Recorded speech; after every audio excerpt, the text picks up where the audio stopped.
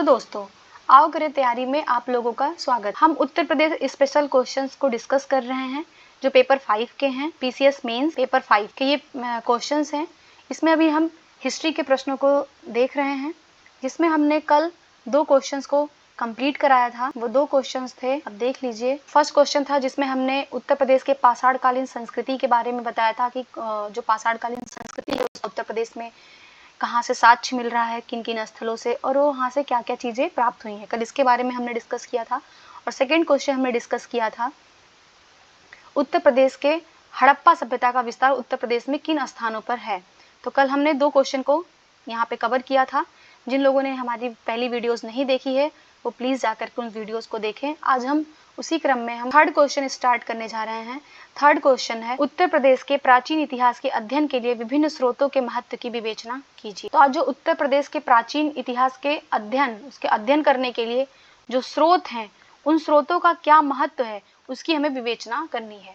तो उत्तर का जो प्रारूप होगा वो भूमिका और निष्कर्ष, ये तो सभी क्वेश्चंस में होते ही हैं। बाकी जो मेनली फोकस होगा वो होगा स्रोत पे और उन स्रोतों का क्या महत्व है, इसको ज़्यादा डिटेल में लिखना है। इसकी भूमिका क्या है, तो उत्तर प्रदेश का प्राचीन इतिहास अत्यंत गौरवपूर्ण रहा है। यहाँ प्रागैतिहासिक काल से पूर्व के भी साक्ष्य प्राप्त होते हैं। तो हमने अभी ऊपर देख ही लिया था प्रागैतिहासिक काल यानी पाषाण काल के किन किन स्थलों से, जैसे कि बेलन घाटी था, मैदहा था, और हड़प्पा के भी थे, आलमगीरपुर था, और उसके बाद के भी साक्ष्य प्राप्त होते हैं। बाद के भी साक्ष्य जैसे मौर्य वंश आता है, गुप्त वंश आता है, अनेक जो उनके जो शासक हुए उन शासकों के अभिलेख मिलते हैं। और जो 2 नए धर्म का प्रारंभ होता है, चाहे वो बौद्ध धर्म हो गया, जैन धर्म हो गया, इनके भी साक्ष्य में उत्तर प्रदेश से देखने के लिए मिलते हैं। इसलिए जो उत्तर प्रदेश का इतिहास है वो अत्यंत ही गौरवपूर्ण रहा है। और जो इतिहास के स्रोत हैं, इस तरीके का डायग्राम आप एग्जाम में बनाइएगा, ये बहुत ही इंपॉर्टेंट होता है। इस पे ज़्यादा अच्छा इम्पैक्ट पड़ता है। इतिहास का स्रोत को आप कैसे भी डायग्राम में बना सकते हैं, या फिर आप ट्रायंगल नुमा बना सकते हैं। जैसे यहाँ पे इतिहास का स्रोत लिख दीजिए, यहाँ पे लिखिए आप पुरातात्विक स्रोत, साहित्यिक स्रोत, और यहाँ पे विदेशी यात्रियों का विवरण, या आप इस तरीके से कोई भी आप डायग्राम यूज कर सकते हैं। तो जो इतिहास जानने के स्रोत होते हैं मुख्यतः 3 भागों में हम उनको बांटते हैं। एक पुरातात्विक स्रोत होता है, एक साहित्यिक स्रोत होता है, और थर्ड होता है विदेशी यात्रियों का विवरण। तो पुरातात्विक स्रोत में क्या होता है, सबसे इंपॉर्टेंट होता है इनके अभिलेख होते हैं, सिक्के होते हैं, प्रमुख स्मारक। अभिलेखों में क्या होता है, जैसे अशोक, चंद्रगुप्त मौर्य, अशोक, समुद्रगुप्त, इन सभी शासकों के जो हमें अभिलेख मिले हैं, उन अभिलेखों से उस समय की जो तात्कालिक सामाजिक, आर्थिक, राजनीतिक जो भी स्थिति होती है उसके बारे में हमें जानकारी प्राप्त होती है। सिक्के जैसे कुषाण शासकों ने जो है सोने के सिक्के, सबसे शुद्ध सोने के सिक्के कुषाणों ने चलाया, उसके बाद गुप्तों ने सर्वाधिक सिक्के चलाया। इस सिक्के से हमें क्या जानकारी मिल रही है कि उस समय जो है वो उनका व्यापार आधारित अर्थव्यवस्था हो गया था, व्यापार उन्होंने प्रारंभ कर लिया था। इस व्यापार से क्या होगा, हमें ये पता चलेगा कि उनके विदेशी जो अन्य देश थे उनके साथ उनके क्या संबंध थे, किन किन चीज़ों का वो आयात करते थे, किन किन चीज़ों का निर्यात करते थे, इन सब की जानकारी मिलेगी। प्रमुख स्मारक जैसे सारनाथ में है, बौद्ध का है, बौद्ध धर्म के सारनाथ में स्मारक मिलते हैं, स्तूप हो गए। इन सभी चीज़ों से हमें ये जानकारी मिलेगी कि उस समय जो राजा की क्या नीतियाँ होती थीं, वो किस प्रकार की समाज में व्याप्त थी, इत्यादि के बारे में जानकारी हमें यहाँ से मिलेगी। पुरातात्विक स्रोत थे। साहित्यिक स्रोत में क्या होता है, साहित्यिक स्रोत में एक तो धार्मिक पुस्तकें होती हैं, एक धर्मेतर पुस्तकें होती हैं। तो धार्मिक पुस्तकों में क्या है, जैसे वेद, पुराण, ग्रंथ, ये जो ऋग्वेद, इन सभी से संबंधित कि उत्तर प्रदेश के बारे में इनमें क्या कहा गया है, वेद में क्या कहा गया, पुराणों में क्या कहा गया है, उत्तर प्रदेश की किन नदियों का वर्णन है, इत्यादि चीज़ों की जानकारी इसमें मिलती है। और जैसे बौद्ध जैन साहित्य हैं, इनके बारे में क्या है उत्तर प्रदेश में, जैसे हमें जो अंगुत्तर निकाय होता है जिसमें जो हमें उनके 16 महाजनपदों के बारे में जानकारी मिलती है, उसकी जानकारी हमें इसी से मिलती है। उसमें भी कितने स्थल जो थे वो उत्तर प्रदेश में थे। और वहाँ पे जैसे जैन धर्म में कौन उनके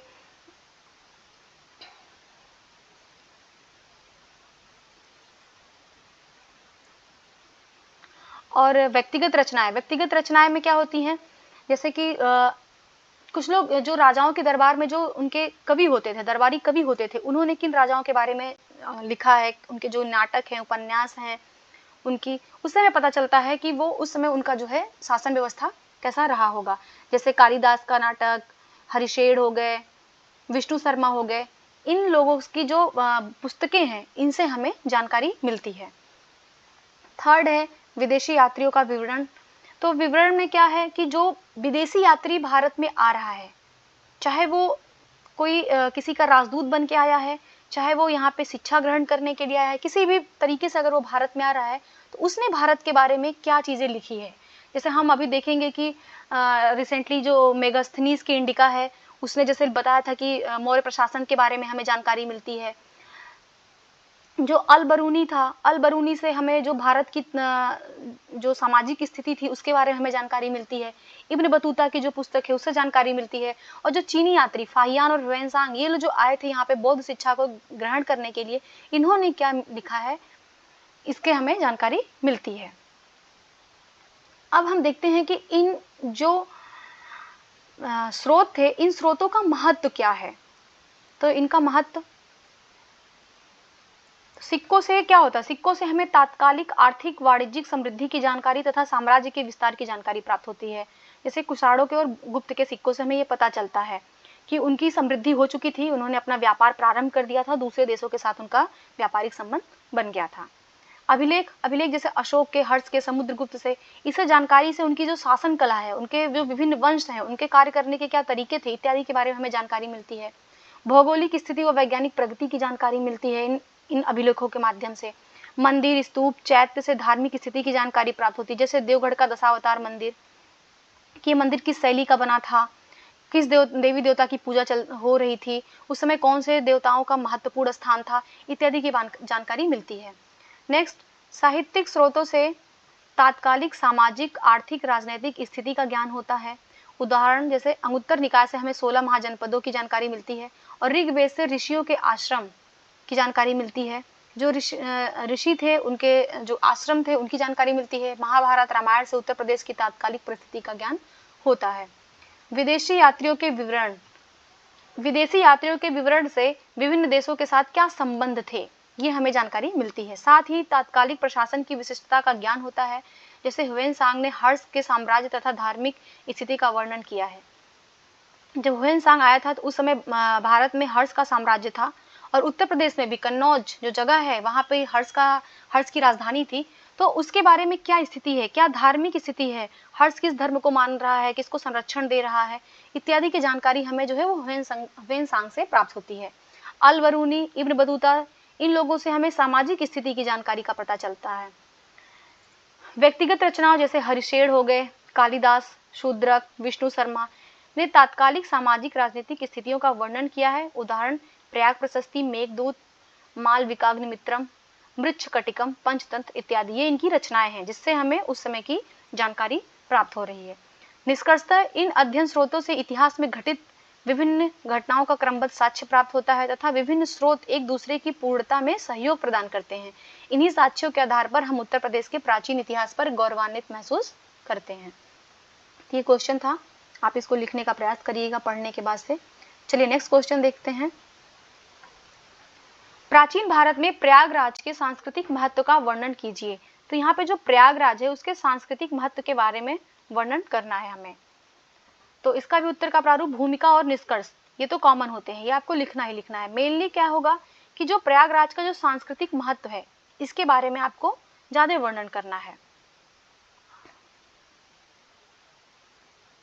तो प्रयागराज अपने गौरवशाली अतीत एवं वर्तमान के साथ भारत के ऐतिहासिक एवं पौराणिक नगरों में से एक है। यह हिंदू, मुस्लिम, सिख, जैन, ईसाई समुदायों की मिश्रित संस्कृति का शहर है। ये इसका जो प्रथम उल्लेख है प्रयागराज का वो ऋग्वेद में मिलता है। ये ध्यान रखना है कि जो प्रयागराज है इसका हमें प्रथम उल्लेख जो है वो ऋग्वेद में मिलता है। और प्रयागराज आप ऐसे एक स्ट्रक्चर बना सकते हैं प्रयागराज में, इसके बारे में हम बताएंगे कि एक धार्मिक नगर है, यहाँ पे कुंभ मेले का आयोजन होता है, माघ मेले का आयोजन होता है, और जैसे सम्राट अशोक, समुद्रगुप्त और अकबर के क्या संबंध रहे हैं प्रयागराज से, इसके बारे में डिस्कस करना है। इसका सांस्कृतिक महत्व देखते हैं। यहाँ के जल से प्राचीन राजाओं का अभिषेक होता था। कहा जाता है कि जो इलाहाबाद यानी प्रयागराज का जो जल होता था, इसी जल से ही जो राजा थे उनका अभिषेक होता था, राज्याभिषेक करते थे, जिसका उल्लेख वाल्मीकि की रामायण में मिलता है। सेकंड पॉइंट क्या है, मत्स्य पुराण और पद्म पुराण जैसे प्राचीन धार्मिक तथा पौराणिक ग्रंथों में इस शहर का उल्लेख मिलता है। जो मत्स्य पुराण हो गया, पद्म पुराण हो गया, ऐसे, और जैसे अभी ऋग्वेद हो गया, इस यहाँ पे जो है वो प्रयागराज का नाम उल्लेख मिलता है। थर्ड क्या है, गंगा यमुना और अदृश्य सरस्वती नदी के तट पर स्थित यह शहर हिंदुओं के लिए एक विशेष रूप से पवित्र माना जाता है। जैसे आज भी इसकी महत्ता है। यहाँ पे जो कुंभ आयोजित होता है, यहाँ पे 3 नदियों का संगम है, जिसमें गंगा यमुना और अदृश्य रूप से सरस्वती, ये एक हिंदुओं के लिए बहुत ही पवित्र स्थल माना जाता है।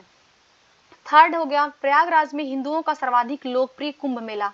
यहाँ पे संगम है, इसलिए यहाँ पे कुंभ का आयोजन होता है। यहाँ विशेष पर्व जैसे मकर संक्रांति, पौष पूर्णिमा, मौनी अमावस्या, बसंत पंचमी, महाशिवरात्रि आदि आयोजित किए जाते हैं। जो बहुत धार्मिक पर्व हैं, इनका आयोजन यहाँ पे किया जाता है। माघ मेला प्रयागराज के त्रिवेणी संगम पर प्रत्येक वर्ष आयोजित किया जाता है। नेक्स्ट क्या है, यह महान ऋषि भारद्वाज ऋषि और ऋषि दुर्वासा की ज्ञान स्थली रही है। यानी भारद्वाज ऋषि और दुर्वासा ऋषि की एक ज्ञान स्थली रही है। वेनसांग के अनुसार हर्षवर्धन प्रति 5वें वर्ष प्रयाग में महामोक्ष परिषद का आयोजन करवाता था। तो जो वेनसांग था वो प्रयाग में ही क्या करता था, प्रत्येक 5वें वर्ष एक महामोक्ष परिषद का आयोजन करवाता था, जिसमें वो बहुत सारे धर्मों के ब्राह्मणों को सबको बुलाता था और वहां पे वो दान करता था, बहुत सारा दान आयोजित करता था, महादान करता था। नेक्स्ट है कि वर्ष 1575 ईस्वी में संगम के सामरिक महत्व से प्रभावित होकर, जो प्रयागराज है उसके सामरिक महत्व को देखते हुए सम्राट अकबर ने इलाहाबाद के नाम से इस शहर की स्थापना की। बाद में जो इसका इलाहाबाद नामक शहर का नाम रख दिया, वो अकबर ने वहां पे स्थापित किया। क्यों? क्योंकि उसका सामरिक महत्व बहुत था। और इस इलाहाबाद का अर्थ होता है अल्लाह का शहर। अभी तो इलाहाबाद का नाम चेंज करके वापस से योगी जी ने प्रयागराज कर दिया है। निष्कर्षतः यह कहा जा सकता है कि प्राचीन भारत में प्रयागराज का विशेष सांस्कृतिक महत्व था, जो आज भी विद्यमान है। तो ये क्वेश्चन 4th कंप्लीट हुआ। नेक्स्ट क्वेश्चन हम देखते हैं, वाराणसी के सांस्कृतिक महत्व का संक्षेप में वर्णन कीजिए। जैसे अभी हमने ऊपर देखा प्रयागराज का सांस्कृतिक महत्व, अब पूछ रहा है बनारस का सांस्कृतिक महत्व। सेम यहाँ पे भी भूमिका और निष्कर्ष, और मेनली फोकस जो होगा वो इसके महत्व पे होगा। आप इसको रीड कर लीजिएगा, बाकी इसको यहाँ पे देखते हैं। भूमिका क्या होगी, भारत में हिंदू धर्म एवं सभ्यता के केंद्र के रूप में काशी यानी वाराणसी का विशेष महत्व है। बनारस की कई विशेषताएं एवं इसके कई नाम हैं। बनारस के कई विशेषताएं और इसके कई नाम हैं, जो इसे भारत की सांस्कृतिक राजधानी बनाता है। तो एक तरीके से बनारस क्या है, भारत की सांस्कृतिक राजधानी के रूप में प्रसिद्ध है। प्रसिद्ध अमेरिकी लेखक, ये जो अमेरिकी लेखक है मार्क ट्वेन ने लिखा है, बनारस इतिहास से भी पुरातन है, परंपराओं से पुराना है, किंवदंतियों से भी प्राचीन है, और जब इन सबको एकत्र कर दे तो उस संग्रह से भी 2 गुना प्राचीन है। ये स्टेटमेंट जो है ये मार्क ट्वेन ने बनारस के बारे में दिया है। पुरातात्विक पौराणिक कथाओं, भूगोल, संस्कृति, अध्यात्म, कला, वाराणसी का इतिहास, उत्तर वाहिनी गंगा पर अपनी अनूठी स्थिति, भारत के इतिहास के माध्यम से इसकी यात्रा, भगवान शंकर के त्रिशूल पर बसी यह नगरी आदि विशेषताएं सबसे पुराने जीवित शहर का महत्व प्रदान इसको करती हैं। इन सारी विशेषताओं के फलस्वरूप ये बनारस जो है एक तरीके से बहुत ही पुराना जीवित शहर माना जाता है। इसी के रूप में इसकी महत्ता ज्यादा है। इसका सांस्कृतिक महत्व देखते हैं बनारस का। यह बुद्ध, जैन, तीर्थंकर, शैव, वैष्णव, कबीर, तुलसी जैसे पवित्र संतों की क्या एक कर्म स्थली रही है। कि जितने भी महान संत हुए हैं, जैसे जो 6ठी शताब्दी में जो नए धर्म आए थे, महात्मा बुद्ध और जैन धर्म के जो तीर्थंकर थे, उनकी ये कर्म स्थली रही है। गोस्वामी तुलसीदास ने हिंदू धर्म का परम पूज्य ग्रंथ रामचरितमानस, तुलसीदास द्वारा जो लिखित रामचरितमानस है वो उन्होंने यहीं पे लिखा है। गौतम बुद्ध ने अपना प्रथम प्रवचन बनारस के पास ही सारनाथ में दिया है। नेक्स्ट क्या है, स्कंद पुराण, रामायण, महाभारत और प्राचीनतम वेद ऋग्वेद सहित कई हिंदू ग्रंथों में इस नगर का उल्लेख मिलता है। यह नगर मलमल और रेशमी कपड़ों, सुंदर साड़ी, इत्र, हाथी दांत, शिल्प कला के लिए व्यापारिक एवं औद्योगिक केंद्र रहा है। वाराणसी में भारतीय पुरातत्व सर्वेक्षण की 19 साइट है। इसमें क्या है, अघोर पीठ, आलमगीर मस्जिद, अशोक स्तंभ, भारत कला भवन, भारत माता मंदिर, central university of Tibetan studies, Dhanvantari मंदिर, दुर्गा मंदिर, जंतर मंतर, काशी विश्वनाथ मंदिर, संकट मोचन हनुमान मंदिर, महात्मा गांधी काशी विश्वविद्यापीठ, बीएचयू कैंपस का श्री विश्वनाथ मंदिर, रामनगर किला, बनारस के घाट और तुलसी मानस मंदिर यहाँ के प्रमुख हैं। प्रसिद्ध चीनी यात्री ह्वेनसांग ने वाराणसी को धार्मिक, शैक्षणिक एवं कलात्मक गतिविधियों का केंद्र बताया है। किसने? ह्वेनसांग ने बनारस को धार्मिक, शैक्षणिक और कलात्मक गतिविधियों का केंद्र बनाया है और इसका विस्तार गंगा नदी के 5 किलोमीटर तक लिखा है कि जो गंगा नदी से 5 किलोमीटर तक ये शहर विस्तृत है। बनारस अपनी संगीत परंपरा, गायन एवं वादन दोनों के लिए ख्यातिलब्ध संगीतकारों के लिए मशहूर रहा है। बनारस घराने की अपनी स्वयं की नृत्य एवं गीत परंपरा है। यह लोक संगीत, नाटक, विशेष रामलीला, जो वहाँ पे नाटक होती है विशेष करके रामलीला का एक प्रमुख केंद्र रहा है। वाराणसी प्लास्टिक सर्जरी, सुश्रुत, धन्वंतरी को देव चिकित्सा के देवता कहा जाता है। देवोदास के प्राचीन आयुर्वेदिक ज्ञान भंडार का केंद्र रहा है। वर्तमान में सभी प्राचीन और आधुनिक चिकित्सा प्रणालियों का संस्थान भी यहाँ पे उपलब्ध है। वाराणसी में ललित कला और साहित्य की पुरानी संस्कृति है। महान भारतीय लेखक जैसे कबीरदास, रविदास, तुलसीदास, कुल्लूका भट्ट, भारतेंदु हरिश्चंद्र, जयशंकर प्रसाद, हजारी प्रसाद द्विवेदी, तेंग अली, क्षेत्रचंद चट्टोपाध्याय, आचार्य शुक्ल, मुंशी प्रेमचंद, वागीश शास्त्री, बलदेव उपाध्याय, सुदामा पांडे, जगन्नाथ प्रसाद रत्नाकर, देवकी नंदन खत्री और विद्यानिवास मिश्र इस शहर में रह चुके हैं। ये साहित्यकारों का नाम था जो यहाँ पे निवास कर चुके हैं। वाराणसी में जंतर मंतर, पुरातत्व संग्रहालय, भारत कला भवन और रामनगर किला जैसे महान संग्रहालय भी हैं। कई छोटे और विशाल मंदिरों से समृद्ध होने के कारण वाराणसी ने एनी बेसेंट को आकर्षित किया था और उन्होंने इस स्थान को अपने थियोसॉफिकल सोसाइटी के लिए घर या केंद्र के रूप में चुना था। एनी बेसेंट ने इस शहर की पवित्रता और शांति ने पंडित मदन मोहन मालवीय को सबसे बड़े विश्वविद्यालय बनारस हिंदू विश्वविद्यालय की स्थापना के लिए प्रेरित किया था। भगवान शिव के 12 ज्योतिर्लिंगों में से एक काशी विश्वनाथ मंदिर, ये जो भगवान शिव के 12 ज्योतिर्लिंग है इसमें एक शिवलिंग जो है वो बनारस में ही है, जिसको काशी विश्वनाथ मंदिर यहीं पे स्थित है। उसके साथ ही दशाश्वमेध घाट, 80 घाट आदि के लिए जाना जाता है। यहाँ के अधिकतर घाट अलग अलग राजाओं ने बनवाए हैं। इनमें मराठा, सिंधिया, होलकर, भोंसले और पेशवा जैसे सम्राट शामिल हैं। बौद्ध धर्म का धमेक स्तूप, चौखंडी स्तूप यहीं पर स्थित है। जो धमेक स्तूप है, चौखंडी स्तूप है, वो यहीं पे स्थित है। जैन धर्म के जो 23 तीर्थंकर थे, उन 23वें तीर्थंकर में जो 23वें तीर्थंकर थे, इनके पार्श्वनाथ, इनकी जन्मस्थली बनारस रही है। ये इंपॉर्टेंट है। तो निष्कर्षतः क्या कहा जा सकता है कि उपयुक्त तथ्यों के आधार पर कहा जा सकता है कि प्राचीन भारत में वाराणसी का विशेष सांस्कृतिक महत्व था जो आज भी विद्यमान है। चलिए नेक्स्ट क्वेश्चन देखते हैं। नेक्स्ट है अयोध्या के सांस्कृतिक महत्व का संक्षेप में वर्णन करिए। अभी हमने प्रयागराज देखा, बनारस देखा, अब यहाँ पे अयोध्या का सांस्कृतिक महत्व पूछ रहा है। सेम उत्तर का प्रारूप, भूमिका और निष्कर्ष होगा ही। जो मेनली फोकस होगा पॉइंट वो होगा सांस्कृतिक महत्व पर। चलिए देखते हैं इसकी भूमिका। अयोध्या जो है वो सरयू नदी के तट पर बसी एक धार्मिक एवं ऐतिहासिक नगरी है। इसका प्राचीन नाम साकेत है। अयोध्या का प्राचीन नाम साकेत है। यह प्रभु श्री राम की पावन जन्मस्थली के रूप में हिंदू धर्मावलंबियों की आस्था का प्रमुख केंद्र है। यहाँ प्राचीन समय में कौशल राज्य की राजधानी एवं प्रसिद्ध महाकाव्य रामायण की पृष्ठभूमि का केंद्र था।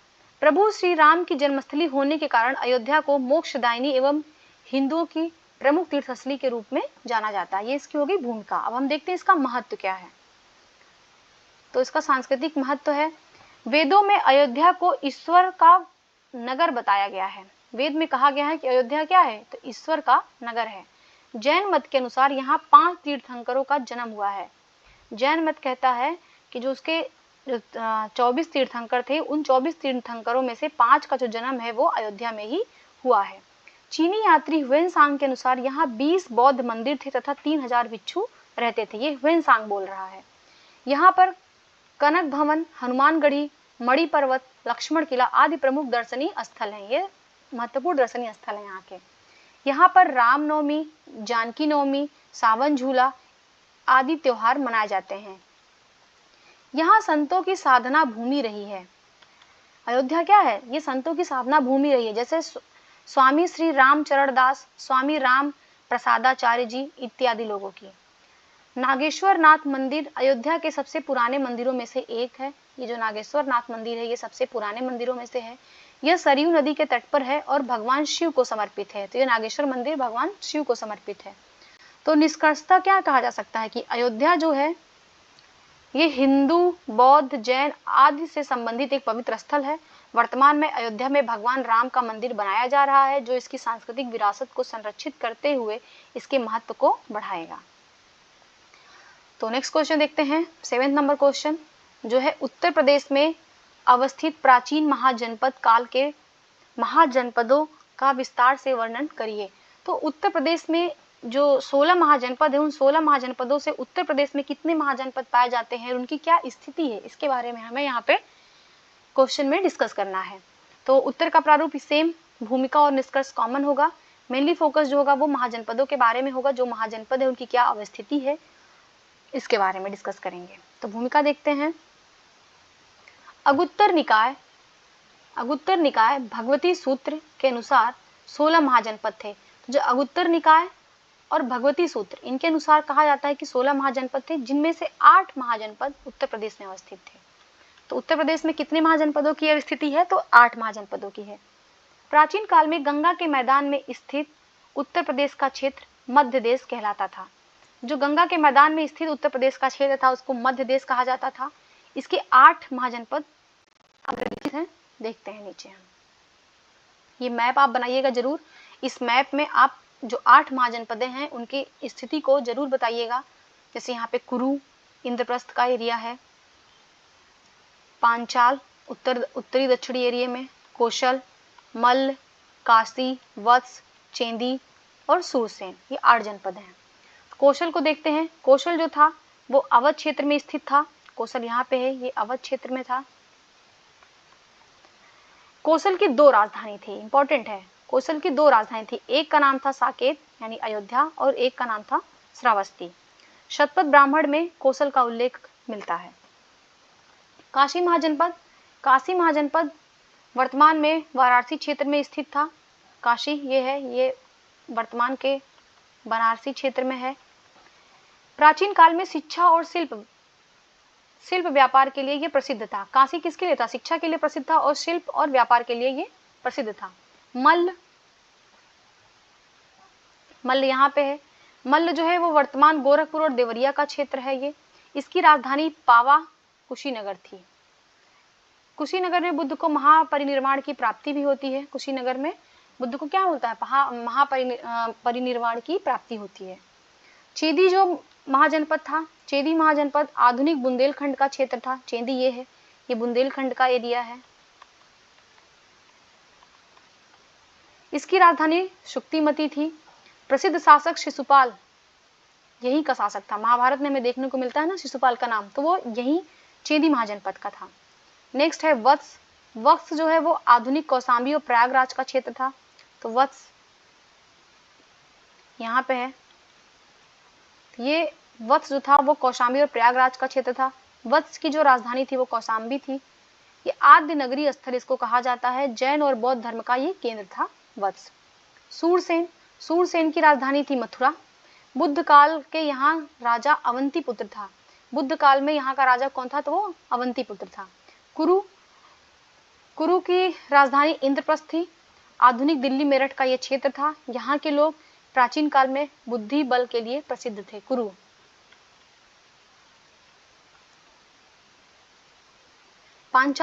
पांचाल आधुनिक रुहेलखंड के बरेली, बदायूं, फर्रुखाबाद का एरिया है। इसकी भी 2 राजधानी थी, एक कामपिल्य और एक अहिछत्र। एक पांचाल की 2 राजधानी थी और एक हमने यहाँ पे स्टार्टिंग में देखा कौशल की 2 राजधानी थी, एक साकेत और श्रावस्ती। तो इसे याद रखिएगा कि जो 8 महाजनपद हैं, इन 8 महाजनपदों में से 2 महाजनपदों की 2 राजधानियां थी। एक था इनका पांचाल और एक आपका था कौशल। तो निष्कर्षतः उत्तर प्रदेश के ये महाजनपद तत्कालीन उत्तर प्रदेश की समृद्धि को दर्शाते हैं तथा इनके विकास का मुख्य कारण गंगा यमुना की उपजाऊ भूमि को दिया जाता है। यहाँ पे जो गंगा यमुना का दोआब पाया जाता है, इसी दोआब के कारण यहाँ पे जो है 8 महाजनपदों का निर्माण हुआ है। तो इसमें हमने इन 7 क्वेश्चंस को कंप्लीट कर लिया है। जो हमारी नेक्स्ट वीडियो आएगी उसमें हम वास्तुकला को देखेंगे। अगर आपको हमारी वीडियोस पसंद आ रही है तो प्लीज़ आप मेरे चैनल को सब्सक्राइब करिए, वीडियोस को लाइक करिए और अपने फ्रेंड्स में शेयर करिए। देखने के लिए बहुत बहुत धन्यवाद।